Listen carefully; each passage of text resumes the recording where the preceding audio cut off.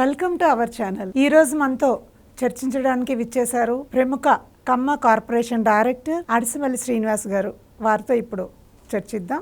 నమస్కారం శ్రీనివాస్. నమస్కారం అండి. నమస్కారం. ఇప్పుడు జగన్మోహన్ రెడ్డి ఒక పక్క ఏమో ప్రభుత్వాన్ని ఖండించడానికి విశ్వ ప్రయత్నం చేస్తున్నారు, ఇంకో పక్క ఈ జడా శ్రావణ్ కుమార్ గారు ఆయన మత చిచ్చు రేపుతున్నారు. మరో పక్క కాకినాడ వైద్యులేమో అనంతబాబుని జైల్లో ఉన్న అతనికేమో కోడిగుడ్లు చికెన్ ఇస్తున్నారు. ఏంటి సార్, ఏం జరుగుతుంది? వాళ్ళకి ఏం కావాలో అర్థం కావట్లేదు. మీరు చెప్పండి సార్ దాని గురించి. ఇప్పుడు జగన్మోహన్ రెడ్డి ప్రతిపక్ష పార్టీగా అతని ప్రయత్నం విఫల ప్రయత్నాలు అంటారు. తన ప్రయత్నం అయితే చేస్తున్నాడు రకరకాల మార్గాలు. అంటే అతనికి నెంబర్ ఆఫ్ ఫేక్ అకౌంట్స్ తోటి సోషల్ మీడియా నడిపిస్తున్నారు. అలాగే యూట్యూబ్ ఛానల్స్ ఉన్నాయి, వాళ్ళకి ప్రధాన ఛానల్స్ ఉన్నాయి. ఆ ఛానల్స్లో ఎప్పుడు కూడా అంటే వాళ్ళకి కొన్ని ఛానల్స్ ఉన్నాయి. ఆ ఛానల్స్లో నెగిటివ్ అంటే ప్రభుత్వ వ్యతిరేక వార్తల్ని కంటిన్యూస్గా నడిపిస్తూ ఉంటారు. తిరుమల తిరుపతి దేవస్థానంలో మీద చూపిస్తారు, అమరావతి మీద, పోలవరం మీద, రోడ్ల మీద, ప్రతి అంశంలోనూ నెగిటివే. ప్రతి అంశంలో నెగిటివ్గా ఏదో వార్త సృష్టిస్తారు. అక్కడ వార్త ఉన్నా లేకపోయినా వీళ్ళే సృష్టిస్తారు. లేదా ఒక హాస్పిటల్లో వైద్యులు నిర్లక్ష్యం వల్ల కానీ, విధి వల్ల కానీ, బై బ్యాడ్ లక్ ఎవరైనా చనిపోతే కూడా దాన్ని కూడా ప్రభుత్వానికి ఆపాదిస్తూ ఉంటారు. ఇలాగనమాట.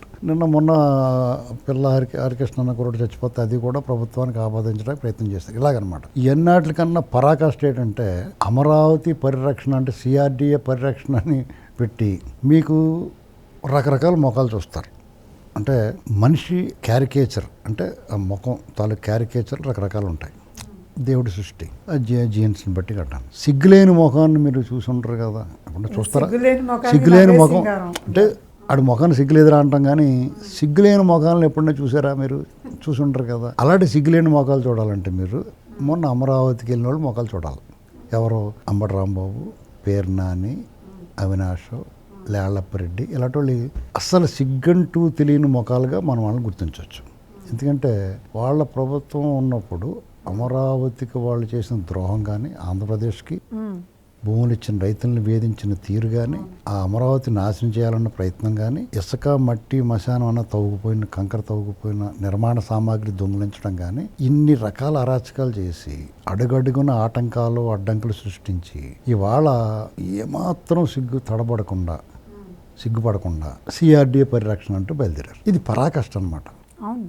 దానికి ఎవడైనా ఏం చేయగలుగుతాడు? నువ్వు అన్నీ వదిలేసి బయటికి కనీసం సమాజంలో నువ్వు బతకాలంటే మానవుడు సంఘజీవి, సోషల్ యానిమల్. ఆ సంఘజీవి సమాజంతో పాటు సమాజం కొరకు జీవించాలి. నువ్వు నా ఇష్టం నా పరిధి అనుకుంటాం కుదరదండి. మనిషి సంఘజీవి కాబట్టి సమాజం కొరకు కూడా జీవించాలి. సమాజం ఎలా నడుస్తుందో అలా ఉండాలి, సమాజం కొరకే జీవించాలి. అటువంటి వాళ్ళు ఇష్టం ప్రవర్తిస్తా నిన్న ఏం మాట్లాడారో దానికి క్వైట్ కాంట్రాస్ట్ వాళ్ళు మాట్లాడతా అసలు అర్థం లేకుండా అబాస్ ఫాలో అవుతున్నారు. అది వేరే కథ. విఫల ప్రయత్నం చేస్తున్నారు. నాయకులు అనకూడదు. వాళ్ళందరూ కూడా జగన్మోహన్ రెడ్డి బూట్లు నాకి మనుషులు అనుకోవాలి. ఆ నాయకత్వ లక్షణాలు ఎప్పుడు కూడా లేరు. ఎప్పుడు నాయకులు కదా వాళ్ళు. ఎందుకంటే వాళ్ళలో ఉన్న మనం అనుకున్నాం, పొరపాటు పడ్డాం అంతే. రజ్జు సర్పభ్రాంతి అనమాట. వాళ్ళు చూసి మనం అనుకున్నాం అంతే. అయితే ఇంకో పక్క జడా శ్రావణ్ కుమార్ గారు అసలు ఆయన ఆశయం ఏంటి, ఆయన లక్ష్యం ఏంటి, అసలు ఏం మాట్లాడుతున్నారు, సమాజాన్ని ఎటువైపు తీసుకెళ్తున్నారు? బాధ్యత కలిగి బాగా చదువుకున్నాడు ఆయన, మేజిస్ట్రేట్గా పనిచేశారు. తర్వాత ఏదో ఒక సోషల్గా కాజ్ తోటి జగన్మోహన్ రెడ్డి అరాచకాల మీద యుద్ధం చేశాడు ఆయన. ఇలాంటివన్నీ చేసిన ఆయన సడన్గా జగన్మోహన్ రెడ్డిని విమర్శించిన దానికంటే జగన్మోహన్ రెడ్డి మీద ఇప్పుడు అకారణ ద్వేషం కూటమి ప్రభుత్వమే చూపిస్తున్నాడు. అందులో పార్టీ నాయకుల మీద అకారణ ద్వేషం.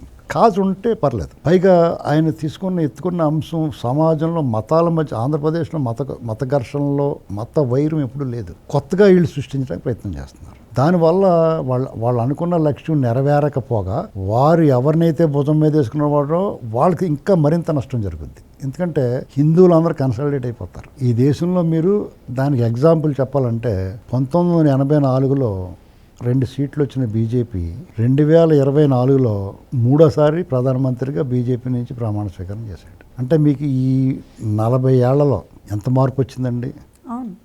రేపు మళ్ళీ 29లో కూడా వాళ్ళే గెలుస్తారు. వీళ్ళందరూ ఏమనుకుంటున్నారు? ఈవీఎంలో ఓట్లు తీసేసారు సర్ వల్ల వీళ్ళు గెలుస్తున్నారు అనుకుంటున్నారు. అస్సలు అవగాహన లేకుండా బుర్ర తక్కువ ఆలోచన. అది ఈ దేశంలో మెజారిటీ హిందువులు కన్సాలిడేట్ అయ్యారు. ప్రజలు కూడా ఇప్పుడు వాళ్ళకి తెలుసు అన్ని. కన్సాలిడేట్ అయ్యేలాగా ఎవరు చేశారు? బీజేపీ ఏం చేయలేదు. కాంగ్రెస్ మితిమీరిన సెక్యులర్ భావాలున్న పార్టీలు కలిపి హిందువులందరినీ ఓ పక్కకి పోగొట్టారు. వాళ్ళు ఏమనుకుంటున్నారు, బాధలు పడుతున్నారు. వాళ్ళు సాధారణ ప్రజల్లాగానే వాళ్ళు కూడా ఇప్పుడున్న ప్రభుత్వాల వల్ల బాధలు పడతారు. వాళ్ళకి కోపతాపాలు ఉంటాయి, కష్ట నష్టాలు ఉంటాయి, వ్యతిరేకత ఉంటుంది. కానీ ఓటు వేసే ముందు వీళ్ళే ఉండాలిరా బాబు, వాళ్ళు వస్తే ప్రమాదం అనేటువంటి భావనకి వాళ్ళు వచ్చారు. దానికి కారణం స్వయంకృతం ఎవరిదంటే కాంగ్రెస్, దాంతోపాటు దొంగ సెక్యులర్లు. అదే పరిస్థితి ఆంధ్రప్రదేశ్లో ఎప్పుడు కూడా మతం ఆధారంగా ఎన్నిక జరగలేదు. ఎప్పుడు రాబోయే రోజుల్లో మతం కూడా ప్రధాన పాత్ర వహిస్తుంది. దానికి కారకులు ఎవరవుతున్నారు, పివి సునీల్ కుమారు, జడా శ్రవణ్ కుమారు, ఇలాంటి వాళ్ళందరూ. వాళ్ళు ఏం చేస్తున్నారు, ఇక్కడ రఘురామకృష్ణరాజు గారు లేకపోతే ఇంకొకళ్ళ మీద ఉన్న ద్వేషాన్ని, కోపాన్ని వాళ్ళు హిందూ మతం మీద ద్వేషంగా కన్వర్ట్ చేస్తున్నారు. ఇప్పుడు క్రైస్తవుల పట్ల కానీ ముస్లిమ్స్ పట్ల కానీ హిందువులకు ఎప్పుడు కూడా వివక్ష లేదు, విభేదం లేదు ఆంధ్రప్రదేశ్లో. ఈ దేశంలో ఎక్కడైనా ఉండొచ్చు, కానీ ఆంధ్రప్రదేశ్లో ఎప్పుడూ లేదు. అది కొత్తగా వీళ్ళు క్రియేట్ చేస్తున్నారు. దానివల్ల నష్టం ఎవరికి, హిందువులకు కాదు. వాళ్ళు అనుకున్న రఘురామకృష్ణరాజు గారికి కాదు, మేము నష్టం చేద్దాం అనుకుంటున్న టీడీపీ కూటమికి కాదు. నష్టం ఎవరికి వస్తుందంటే క్రైస్తవులకు వస్తుంది. వాళ్ళ గొడవ, వాళ్ళ ప్రార్థనలో వాళ్ళ గొడవ, వాళ్ళ మత వ్యాప్తి, వాళ్ళ పని వాళ్ళు చేసుకుంటారు, ఎవడ పట్టించుకుంటా. ఈ జగన్మోహన్ రెడ్డి వచ్చిన తర్వాత వాళ్ళు మా ఓడు వచ్చాడు అనుకున్నారు కదా, ఓహో మీ ఓడా జగన్, అయితే జగన్ ఆడు పిచ్చోడు, ఆడు అంకల్ మీరు ఎలాగెళ్తారని చెప్పేసి వీళ్ళంతా కూడా వీళ్ళని పక్కన పెడతారు. వీళ్ళు కూడా మన శత్రువులే. ఒక దుర్మార్గుడిని సమర్థిస్తున్నారంటే వీళ్ళు కూడా మన మనుషులు కాదనే భావన వస్తుంది. అలాగా ఇప్పుడు వీళ్ళు మాట్లాడే మాటలు నిన్న మొన్న మీటింగ్లో విద్వేషపూరిత ప్రసంగాలు చేశారు. ఒక రాజ్యాంగబద్ధ పదవిలో ఉన్న రఘురామకృష్ణరాజు గారిని వాళ్ళు కోసి ఊరంతా పంచిపెడతాం, ఇలాంటి మాటలు మాట్లాడితే రేపు కేసు కడతారు. దాన్ని ఎవడ ఆపలేరు. ప్రజలు చట్టం కూడా ఊరుకోదు. అయితే ఇప్పటికే ఆలస్యం అవుతుంది. ఈ చట్టంలో వ్యవస్థలన్నీ కూడా సుమోటోగా స్వీకరించాల్సిన కేసులు ఎవరో కంప్లైంట్ ఇస్తే చూద్దాం అనేటువంటి దాకా వెయిట్ చేయడం దురదృష్టకరం. సుమోటోగా స్వీకరించాలి. ఇప్పుడు మీ కళ్ళ ముందు ఆవిడ జేబు కొట్టేస్తున్నాడు అనుకోండి, ఆపరా మీరు?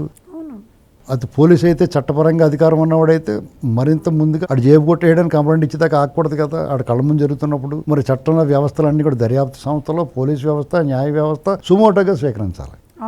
సమాజంలో సమతుల్యతని, సమాజంలో ఇటువంటి విద్వేషాలు రెచ్చగొట్టి అలజడికి, అశాంతికి కారకులైన వాళ్ళ పట్ల కఠినంగా వ్యవహరించాలి. ప్రభుత్వాన్ని ఒకటే బాధ్యత కాదు, ఈ వ్యవస్థలది కూడా బాధ్యతే, సామాజిక బాధ్యత అంటారు. బాధ్యత.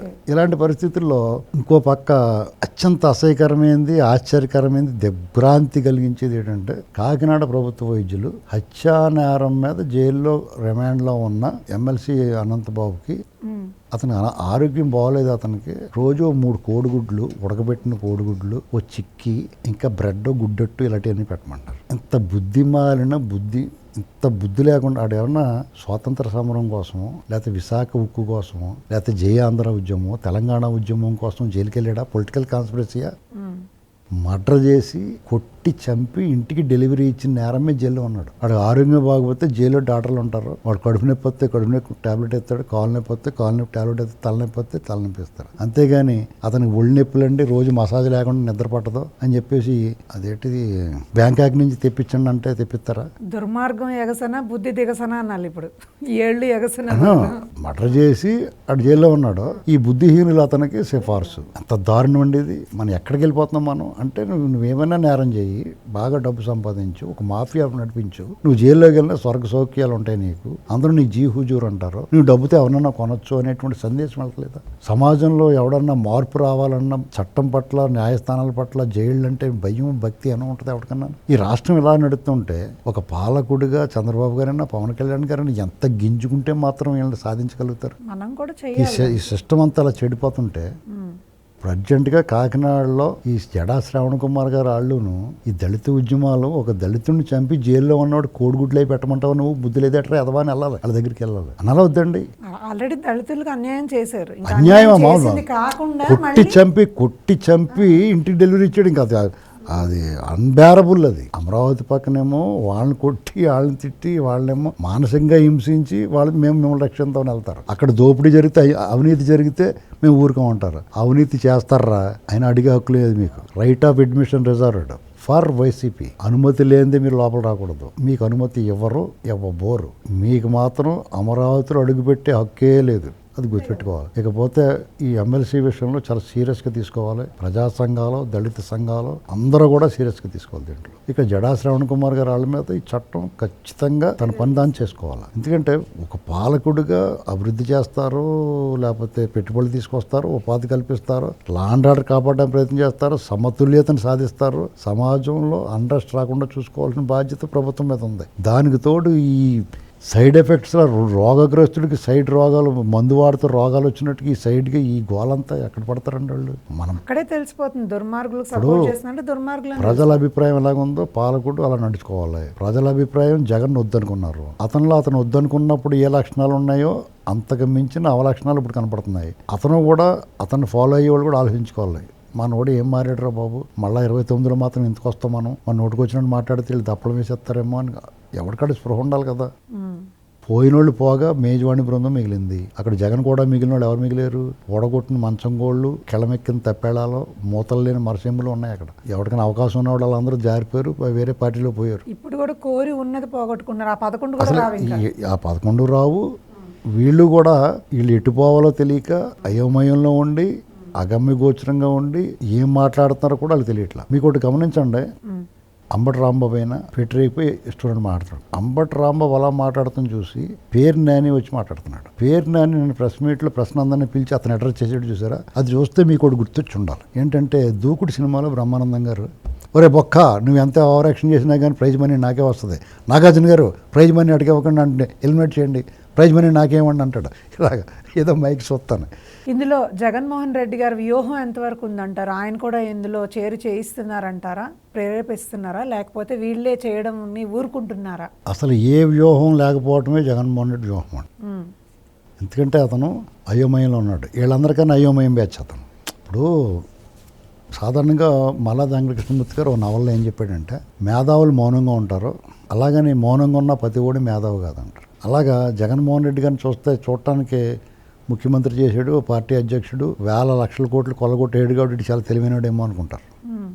అతను నేరం చేయటం, డబ్బులు దోపిడీ చేయటంలో తప్ప మిగతాన్నింటిలో అతను సన్నాసండి. ఎవరిని ఎలా నడిపించాలో విద్వేషపూరితంగాను ప్రసంగాలు చేయమంటే చేస్తాడు, ఆనుకొట్టి ఈయన కొట్టమంటే కొడతాడు, విషం కక్కమంటే కక్కుతాడు. అంటే రౌడీజమే ఇంకంత మిగతా ఏది తెలియదు. ప్రజా పరిపాలన, ప్రజలు ఏమనుకుంటారో, సమాజం వాటి పట్ల బాధ్యత లేని మనిషి. కాబట్టి అతను వీళ్ళని ప్రేరేపిస్తాడు. ఎవరన్నా సరే ఇది తప్పు, ఇలా మాట్లాడకూడదని అనుకున్నా కానీ వాళ్ళ చేత బలవంతంగా మాట్లాడిస్తాడు. ఇది అతనిదనమాట. ఇంకోటి ఏంటంటే, వాళ్ళకి ప్రభుత్వాన్ని విమర్శిస్తున్నాం అనుకుంటున్నారు తప్ప ప్రజలకి ఎలా చేరుతుంది అనేటువంటి వాళ్ళకి అర్థం అవట్లేదు. అర్థమైతే అలా చేయరాళ్ళు. వాళ్ళు 29లో మళ్ళీ వస్తామని చెప్పి అతను అనుకుంటున్నాడు. అతను భ్రమలో ఉన్నాడు, అతనికి చిత్తచాంచల్యం ఉంది. కాబట్టి ఒక్కొక్కటి ఏమనుకుంటాడంటే దేనికి అది ఒక రోగం. చింత చచ్చిన పులుపు చావలేదని. రోగం ఎలాంటిది, ఆ వ్యాధి ఎలాంటిదంటే ఒక భ్రమలో ఉంటాడు మనిషి. వాడికి లేకపోతే నేను గొప్ప కోటీశ్వరుని అయిపోయాను, లేకపోతే పలానా వాళ్ళతో పెళ్లి అవుతుంది, ఇలాంటివన్నీ ఊహించుకుంటాడు. అదంతా కూడా ఆ భ్రాంతిలో ఉంటాడు. రోగం ఏంటంటే ఆ భ్రాంతి నిజమనుకోవడం రోగం. అందరు కళ్ళకంటారు ఏంటి, నేను పెద్ద సూపర్ స్టార్ని అయిపోతాను, మా సినిమా యాక్ట్ చేస్తాను, లేకపోతే బాగా డబ్బులు వచ్చేసినాయి, లేకపోతే పెద్ద రాజకీయ నాయకుడిని అయిపోయాను, పెద్ద పదవులు వచ్చినాయి అని ఊహించుకుంటే సరదాగా ఎంజాయ్ చేస్తారు. అది మానసిక ఉపశాంతి. కానీ అది నిజమనుకోవడం రోగం. ఆ వ్యాధితో అతను సతమతం అవుతున్నాడు. నేను మళ్ళీ వచ్చేస్తాను అనేటువంటి దాన్ని భ్రమలో ఉన్నాడు. అది నిజంగా జరుగుద్ది అనుకుని అతను ఫీల్ అవుతున్నాడు. కాబట్టి అది రోగం. రోగాలను అరికట్టే వైద్యులే అలా చేస్తే ప్రజలు అరికెట్టారు, ప్రజలు వైద్యం చేసేసారు అతనికి. అయినా సరే తీవ్రంగా స్పందించాలి, ప్రజలు కూడా దీన్ని ఖండించాలి సార్. అది ఆ రోగం మళ్ళీ తిరగబెట్టింది. ఏం చేస్తారు, మళ్ళీ రేపు 29లో మళ్ళీ మందు ఇస్తాడు. దాంతో లెవెల్ అవుతాడండి. ఇంకా ఆ తర్వాత ఇంకా మనకు అతను కనపడ రాజకీయాల్లో జైల్లో ఉంటాడు అతను. Thank you sir.